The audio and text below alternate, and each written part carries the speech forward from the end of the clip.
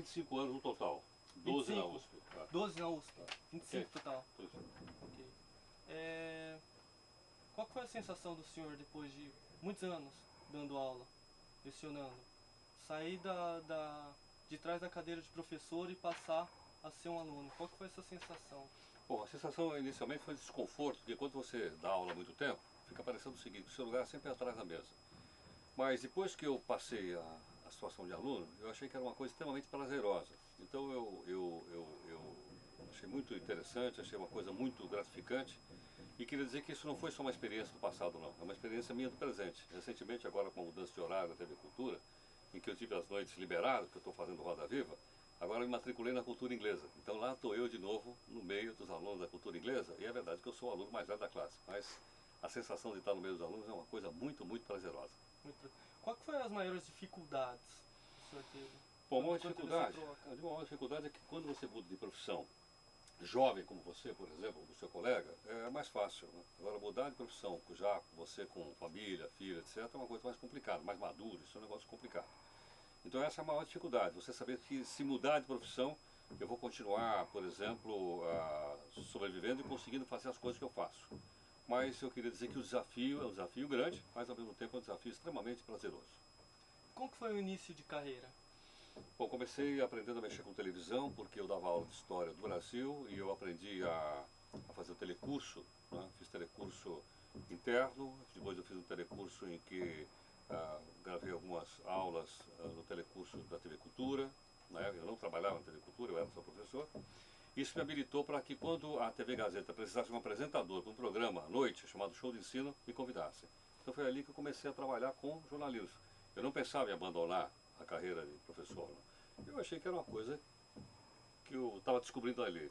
Mas eu acho que eu descobri mesmo o jornalismo quando eu entrei na faculdade, na Casper Libero, e aí sim, então, com a convivência com professores e principalmente com colegas, que eram pessoas já experientes, é que eu tive ideia melhor do que era o jornalismo e acabei me apaixonando pela profissão. Como que você concilia trabalhar numa rádio dos horários das 6, você fica aqui até meio-dia, né? E à noite tem o Roda Viva e ainda tem alguns artigos nos jornais, né? Como que é o dia a dia? O Como que dia, é essa tá. correria? Bom, o dia a dia é puxado. Obviamente eu levanto todo dia 4h30 da manhã, né, e vou dormir quando eu posso. Então você precisa organizar bem o tempo. Essa é a primeira coisa que você tem que aprender a organizar o tempo. Segundo é o seguinte, quando você faz jornalismo, jornalismo é jornalismo. Não importa se é no rádio, na televisão, na internet, no blog, não importa. Jornalismo é jornalismo.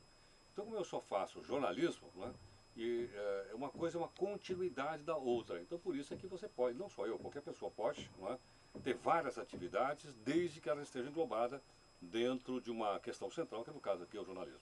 Uhum. Então, para você não tem assim uma mídia específica em que você desempenha o melhor Não, papel, não, não, eu acho o seguinte, eu não estou preocupado com a mídia, eu estou uhum. preocupado com o jornalismo. Com jornalismo. Eu acho que a mídia é o transporte do jornalismo que eu e que outros fazem. Então se você me disser, mas é o jornalismo de rádio é diferente de televisão? Quase nada. O jornalismo do impresso é diferente do artigo que eu escrevo na internet? Não, é exatamente a mesma coisa. Entendeu? Então eu acho que a gente precisa entender isso. É jornalismo. Né? Se eu aprendo a fazer jornalismo, eu sei fazer jornalismo em qualquer das mídias que você me apresentar. Por falar em jornalismo, a gente está vendo hoje uma crise ética, né? Na internet tem muita quebra de direito autoral, tem sites de notícia que copiam notícias de outro. Quais são os desafios agora com a internet, com a rádio na internet, com esse panorama todo? Quais são os maiores desafios para o jornalista hoje? Bom, eu acho que o maior desafio é o seguinte. Primeiro, o desafio continua sendo exatamente o mesmo. Aprender a fazer jornalismo. Né? Se a pessoa não souber fazer jornalismo, esse é o maior desafio. Aí você vai dizer, bom, mas tudo aquilo que tem na internet é jornalismo? Não. Assim como aquilo tudo que tem na televisão também não é jornalismo. E um monte de coisa que tem no rádio também não é jornalismo. O jornalismo tem as suas próprias regras, tem o seu interesse público e tem as suas questões éticas. Agora, obviamente, copiar na internet, colar no meu blog, uma notícia que não fui eu que apurei e não dá fonte, é pirataria. Assim como é pirataria também, eu escrever um artigo no jornal que foi apurado por uma outra pessoa. Ou eu, por exemplo, usar uma fonte e não dar crédito a essa fonte. Então pirataria tem em todo lado, não é só na internet. Internet talvez com mais facilidade, porque com Ctrl+C e Ctrl+V você copia tudo. Não é? Agora, obviamente não é ético você praticar pirataria intelectual tirando de outras pessoas aquilo que elas fizeram. E mais, o fato de você citar a fonte, citar outra pessoa, de jeito nenhum diminui o teu trabalho. Pelo contrário, dá mais credibilidade ao seu trabalho. Agora olhando assim para o passado, para toda a carreira de jornalista, o que você considera sendo o seu maior trabalho? Que você assim, você vê assim, você pensa, nossa, deu muito trabalho e eu sinto muito gratificado tendo. Você sente muito orgulho? Qual é esse desafio o maior trabalho da sua carreira? Bom, quer dizer o Até seguinte, hoje. o meu maior trabalho na minha carreira foi conseguir mudar não os outros, mas mudar a mim mesmo. Por que razão? Porque jornalismo ninguém faz sozinho. Jornalismo você faz em equipe. Mesmo um blog desses bastante credibilidade que vocês veem aí, não se faz sozinho, se faz em equipe. Eu acho que o grande trabalho é você conseguir conquistar a equipe. Não, mas um furo. Todos nós corremos atrás todo dia, às vezes você consegue um furo pequeno, às vezes um furo maior e por aí afora. Então eu queria dizer outra coisa. Eu acho que o jornalista não vive olhando para trás. O jornalista não dirige o carro olhando pelo retrovisor. Ele olha pelo para-brisa para frente. Então eu acho que aquilo que você conseguiu, que porventura você ganhou um prêmio, outro prêmio, qualquer coisa desse tipo, eu acho que é apenas um reconhecimento de um trabalho. Então o importante o que é? O importante é eu estar fazendo jornalismo hoje e estar olhando para frente. E saber que para que isso aconteça é necessária a formação de equipe. Eu faço parte de equipe. Fazendo parte de equipe, eu acho que esse é minha grande conquista como jornalista. Nessa carreira já teve alguma barriga ou algum mico? Vários. Aliás, vários. Nessa carreira já dei várias barrigas, já vi vários micos, já errei muito, já troquei nome de entrevistado, já peguei homônimo pela frente. Em suma, já cometi uma série de erros, né? Mas eu acho que todos eles, primeiro, eu tenho reconhecido toda vez que aparece um erro como esse, eu tenho reconhecido discutivelmente. Aprendi isso. E a segunda é aprender com o erro. Né? Eu errei, mas corrigi e aqui eu não vou errar mais. Então eu acho que é dessa forma que a gente avança um pouco na profissão. Uhum. E você já teve bastantes entrevistados, muitos.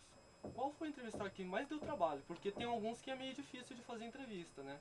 Qual foi o que deu mais trabalho para você? Olha, geralmente o entrevistado que dá mais trabalho, já tem dois tipos de entrevistado que dão mais trabalho. Primeiro, aquele que vem para dizer coisas que você não perguntou.